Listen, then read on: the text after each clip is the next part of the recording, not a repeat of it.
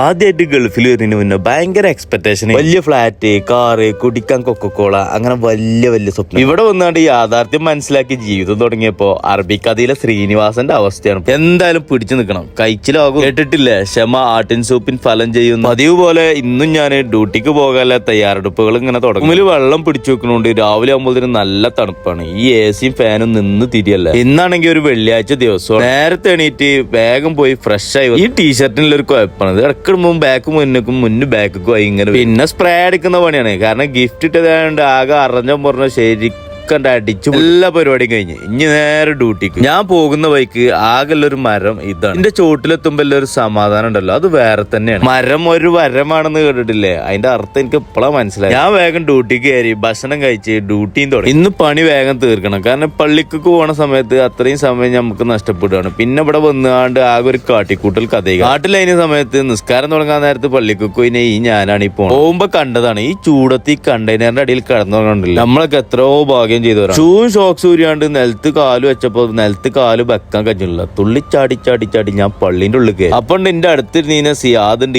ഇരുന്ന് ഇറങ്ങണേ. ഞാൻ കുരച്ച് ഓനുണ്ടോ ഓരും പോകുമ്പോ പറഞ്ഞേ ഞാൻ കണ്ണടച്ചിരുന്നാണ് സ്ഥലത്തില്ല. ഏതായാലും തിരിച്ച് വീണ്ടും ഡ്യൂട്ടി. അപ്പൊ ഇതും ശുഭം.